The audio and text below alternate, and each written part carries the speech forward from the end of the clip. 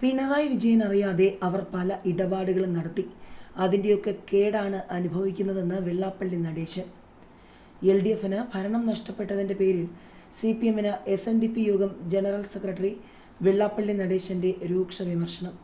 ജനങ്ങളെ മറന്ന് സാമ്പത്തിക നേട്ടത്തിനായി പാഞ്ഞ CPM നേതാക്കൾ ചെയ്ത പാപങ്ങളാണ് തിരിച്ചടിച്ചത്.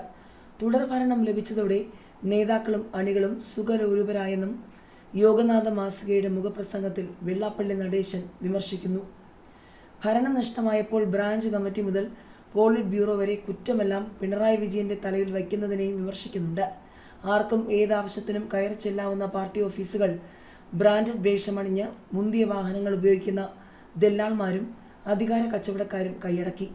വിദ്യാർത്ഥി നേതാക്കൾക്ക് മുതൽ ഏരിയ സെക്രട്ടറിമാർക്ക് വരെ അഹങ്കാരത്തിൻ്റെ ഭാഷയും പെരുമാറ്റവുമാണ്. സർക്കാരിൻ്റെയും മുന്നണിയുടെയും കെട്ടുറപ്പിനെ ബാധിക്കുന്ന പ്രതിസന്ധികൾ CPI സൃഷ്ടിച്ചെന്നും വിമർശനമുണ്ട്.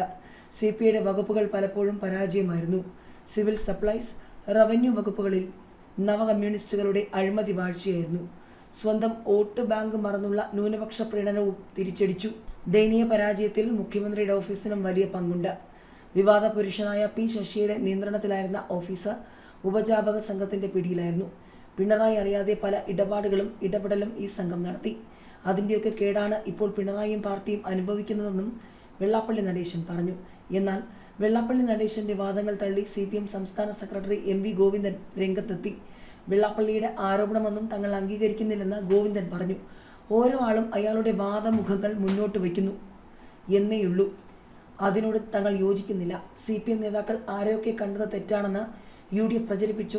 അവരെയെല്ലാം കാണാൻ മുഖ്യമന്ത്രിയും മന്ത്രിമാരും മത്സരിച്ചു പോയിക്കൊണ്ടിരിക്കുന്ന ചിത്രമാണ് കേരളം കണ്ടുകൊണ്ടിരിക്കുന്നതെന്നും MV ഗോവിന്ദൻ പറഞ്ഞു.